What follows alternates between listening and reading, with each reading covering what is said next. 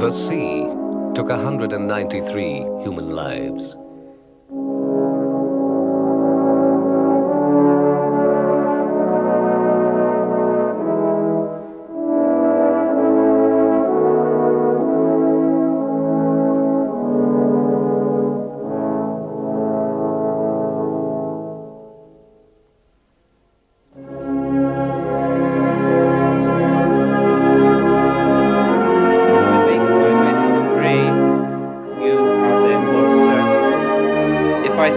My wings towards the morning, or dwell in the uttermost parts of the sea, even there your hand shall lead me, and your right hand shall hold me.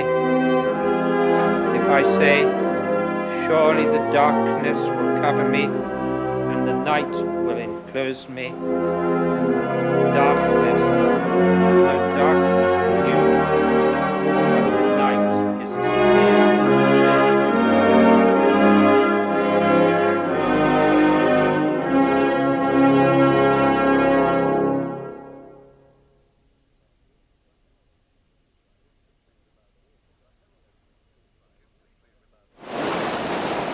Completely without warning, the Herald of Free Enterprise capsizes close to the Belgian coast on the 6th of March 1987. The ferry, owned by Townsend Thoresen, has just left Zeebrugge. On board the ship are 543 people and 145 vehicles, weighing about 1,100 tons as part of the cargo. The wreckage is found 3/4 of a mile north of Zeebrugge harbour, just outside the Fairway Channel. Even before the salvage contract has been signed, Smit-Tak engineers at Rotterdam are working out a salvage plan. No other salvage company can mobilize the necessary equipment in such a short time as Smit-Tak does, in close cooperation with the URS Towage and Salvage Union of Antwerp. The Herald of Free Enterprise weighs 7,951 tons, has an overall length of 131 meters and a beam of over 22 meters. With this knowledge of these and other particulars, a scale model of the ship is made. This is vital so that it can be established how the capsized wreckage can be uprighted successfully. The lifting power of this operation will be provided by 3 shear legs and 2 pull barges, with a total lifting and pulling capacity of over 10,000 tons. About half the wreckage is visible above sea level.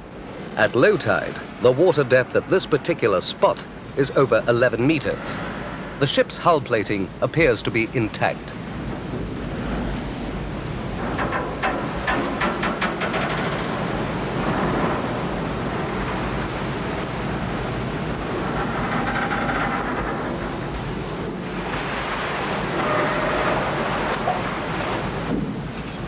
With dense, reeking gases escaping from the ship's hold, it is not known exactly what cargo the vehicles have been carrying. Chemical experts enter the wreckage to determine the composition of the fumes. They find no immediate hazardous circumstances.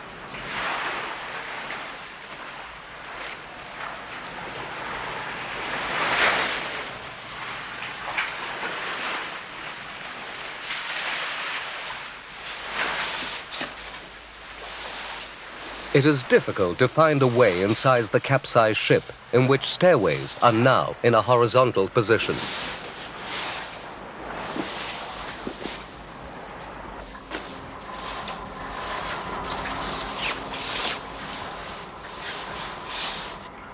A part of the cargo of the upturned trailers is floating in the ship's hold.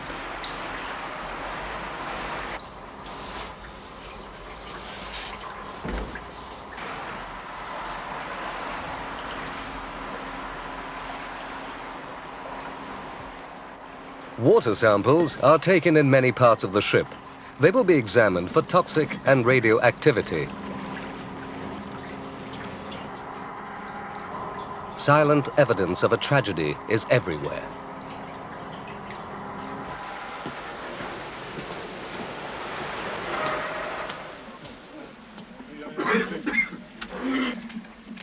Within hours of the tragedy, the international press is on the scene in great force to report the disaster. 32 points.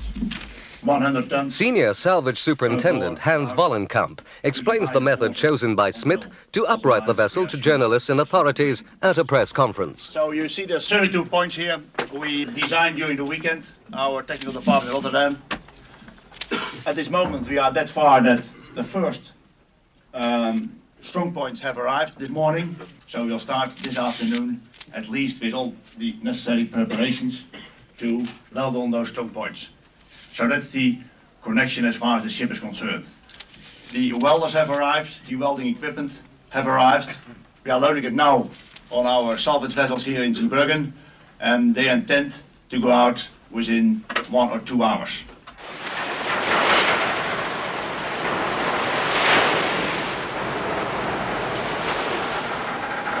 Providing the weather conditions remain good, men will work day and night around the clock on the casualty. The first thing to do is to weld 32 strong points to which wire slings for the pull barges can be attached. Because of the seabed conditions, the pull barges, Taki 31 and 32, will be secured by means of 16 piles driven down into the seabed. These piles are in fact steel pipes which are used for transport of liquid gas. They are 142 centimeters in diameter and have a length of 30 meters. Before pile driving can begin, wire slings have to be attached to the 16 piles. The piles will be driven down with the wire sling into the seabed at a depth of approximately 17 meters. In the history of salvage, this is only the second time that piles have been used for such a purpose. The floating shear legs Norma has been designated for this job. On board ship, the exact location of each pile is carefully checked with accurate positioning equipment. This is of the utmost importance, as there must be a proper distribution of the enormous power needed to upright the Herald of Free Enterprise. Each pile must resist a force of 200 tons. Throughout the salvage operation, samples of water are taken. It appears that there is no immediate danger.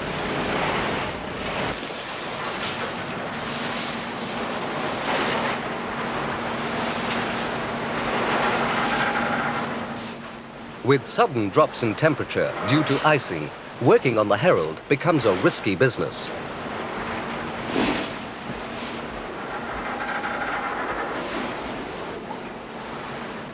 To fight the forces as much as possible, we will install cantilevers in way of the main deck on the upper hull side.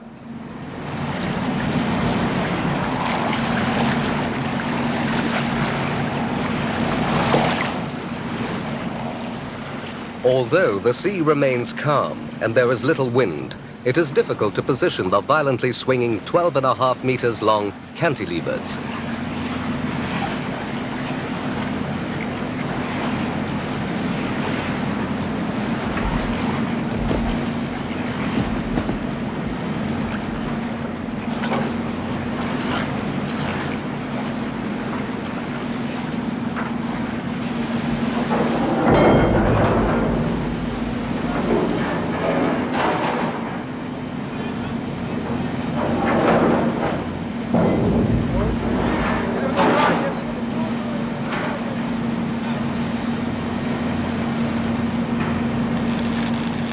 Ten welders work day and night to attach these cantilevers.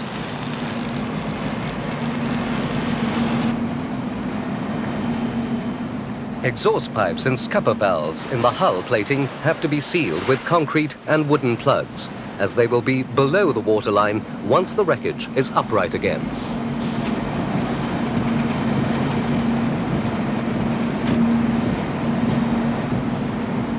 And then, due to bad weather, the welding of cantilevers has to be halted. But on March 26th, 20 days after the disaster, this work is completed. Dense fog sets in. However, welding and other activities continue.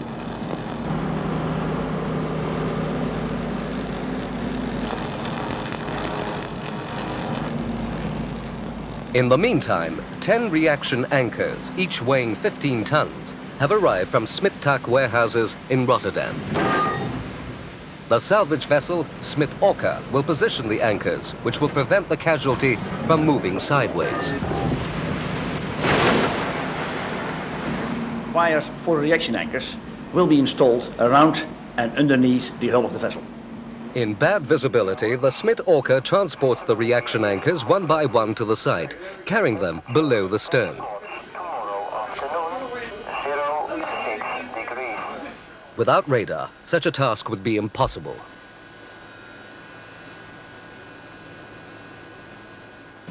Due to bad weather, the positioning of the anchors takes 5 days. To carry out this job, the Smit Orca is assisted by the salvage vessel della, which pulls anchor wires under and around the wreckage. The della brings the anchor wire to the wreckage, where it is secured to a strong point.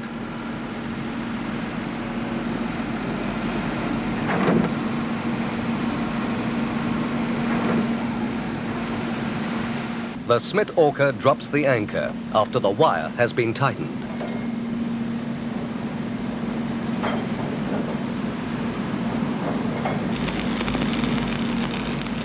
In the meantime, the welding continues.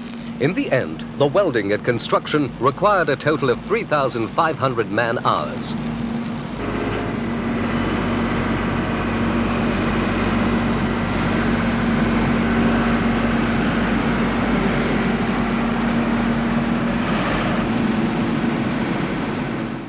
Sometimes strong currents occur around the wreckage created by the wind and tide. This hampers the salvage work, especially the diving operations.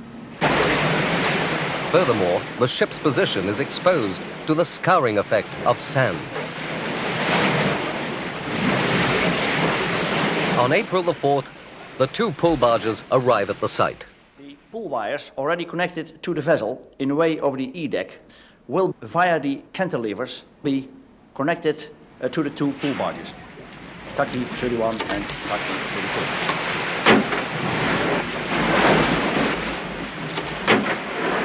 It takes till the early evening to connect pull wires from the Herald to the barges. These steel wire ropes have a diameter of over 9 centimeters. A total length of about 6 kilometers of steel wire rope is finally used to salvage the ship and stabilize her in an upright position.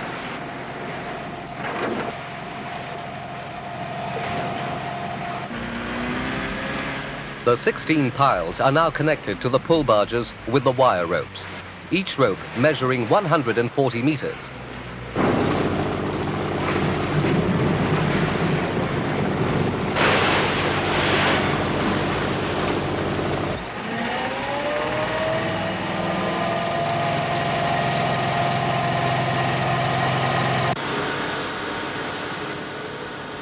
Their diameter is over 9 centimeters.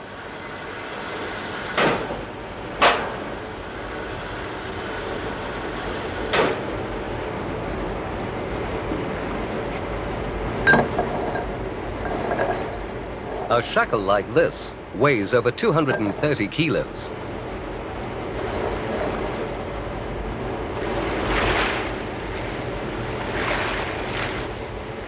Finally, the day comes when all wires are attached and the uprighting of the Herald can commence.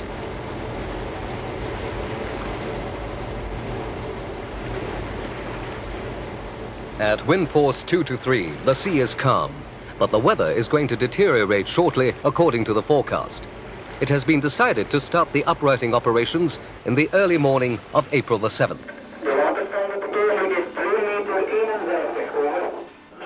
The operation is controlled from the commander's cabin on board the pull barge Tacheave 32. In close proximity to the wreckage, both barges and 3 shear legs are in position to pull and to hoist simultaneously. Okay, taklift 4, ben je er ook klaar voor?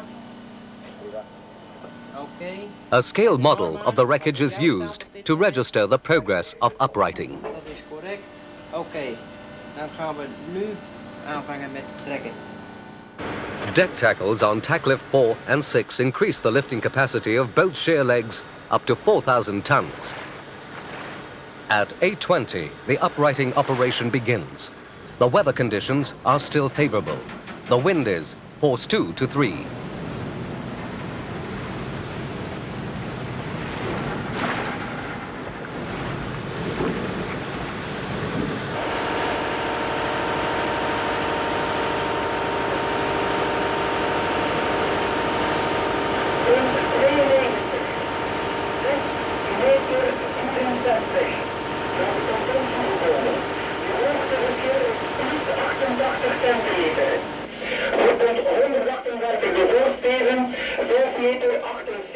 Gradually, the drag force by the pull barges is increased to 2,320 tons during the operation.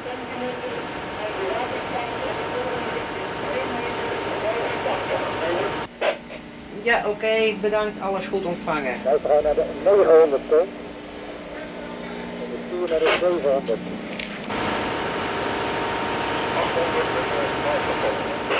Oké, houden zo. En de norma, wat heb jij erop staan? 250 ton. Oké, en de taklift 4? 650 ton. Oké, 650. En het is alleen maar hijsen geweest het laatste half uur over? Slowly, but surely, the ship rises into her normal position. Op het diagrammetje hebben staan.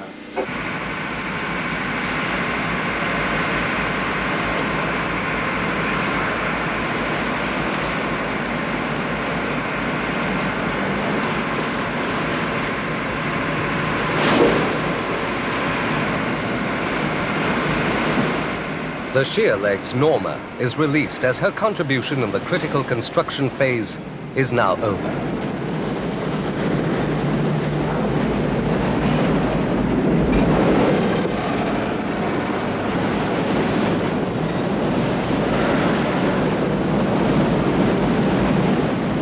The red ensign appears above sea level.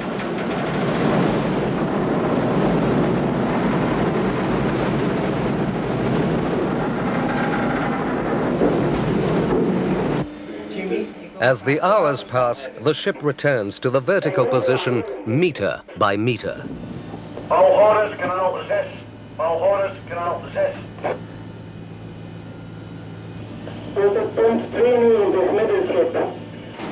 The lifting capacity of the shear legs is increased to 2,660 tons.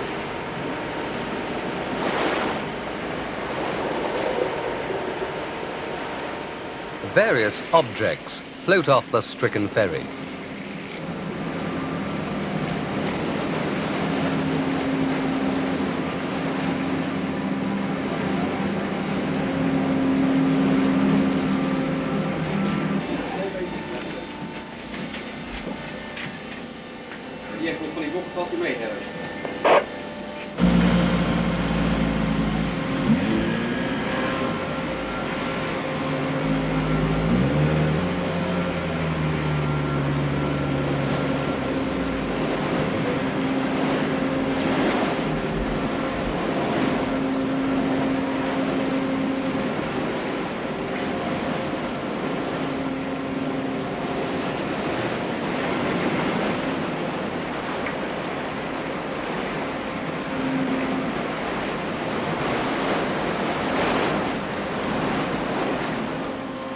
Mud and sand are washed away in order to increase flotation of the wreck.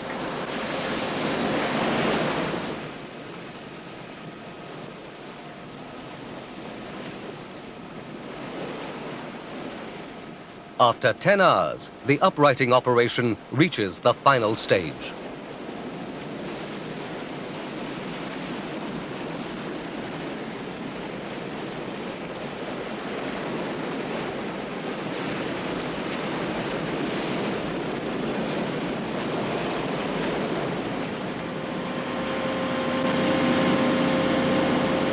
At 5 to 6 in the evening, the list, which is continuously monitored on board the ship, is now reduced to some 5 degrees.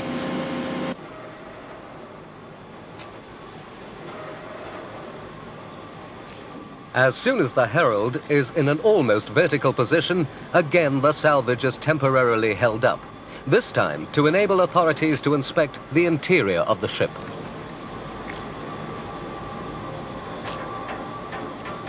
In the cafeteria, many passengers lost their lives.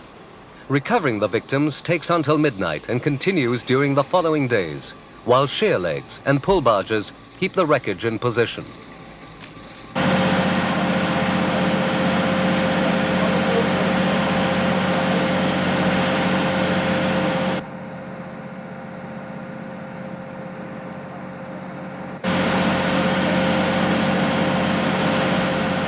From the chaos on board ship, it can now be seen how quickly the tragedy took place.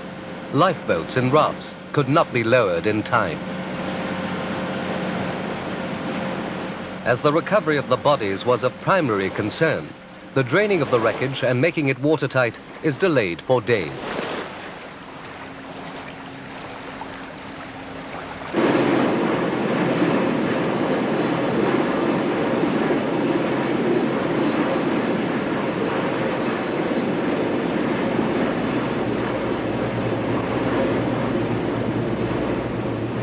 And then suddenly, there are high winds reaching gale force in the night of the 12th and 13th of April. Wind force 9.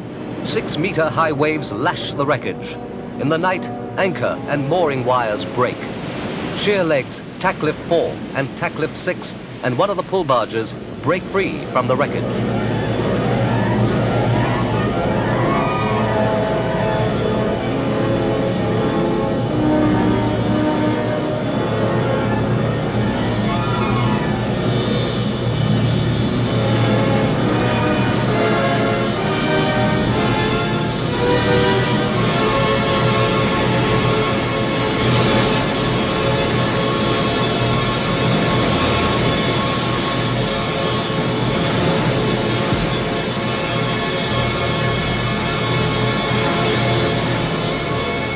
The Herald of Free Enterprise moves 16 meters eastwards and 10 meters closer to the coast. The ship sinks 3 meters in the seabed. The list is now over 15 degrees to port. It takes almost a week to secure the wreckage into position before preparations can resume for refloating.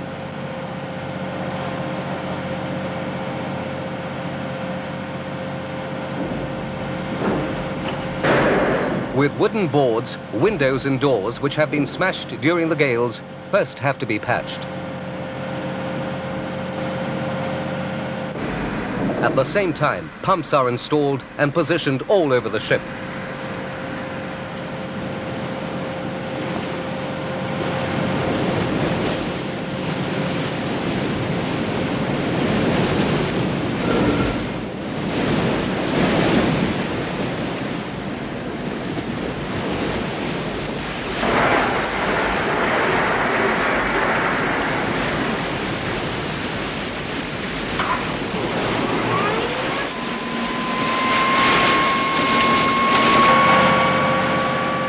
As the pumps go into operation, 5,000 tons of water per hour is pumped out of the wreckage.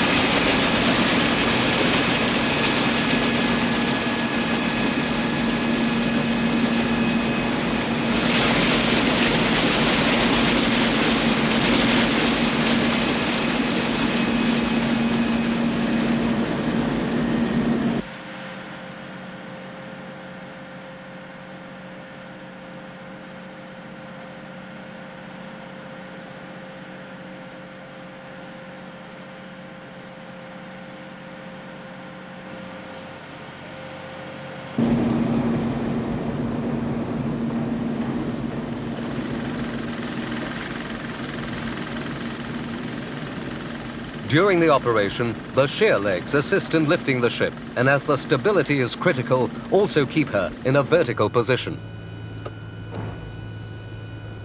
Each tack lift is able to develop a lifting capacity of 1,200 tons.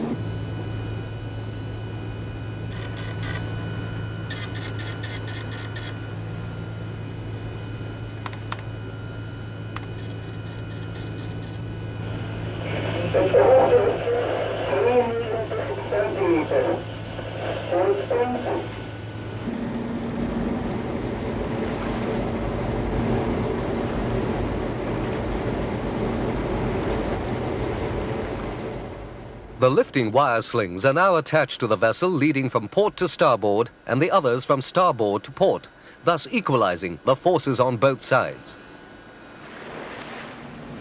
In the lower compartments of the ship, the water level gradually subsides.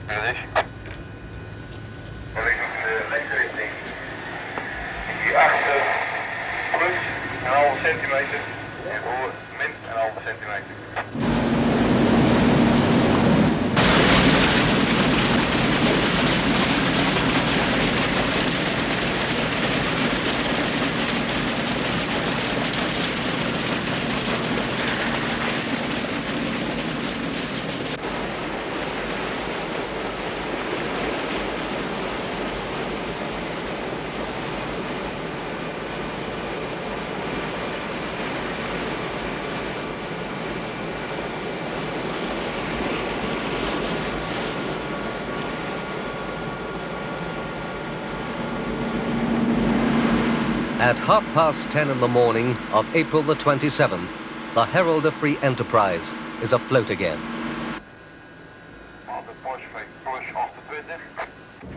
Tugboats can now tow the ship into Zeebrugge harbour, accompanied by boat shear legs, which keep the wreckage stable and upright. In the meantime, pumping out of water continues.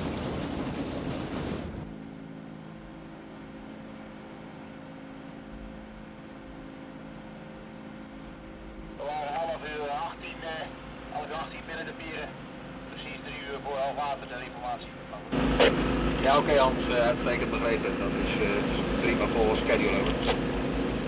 Kan niet beter. The breakwaters of Zeebrugge are passed at about 11:15.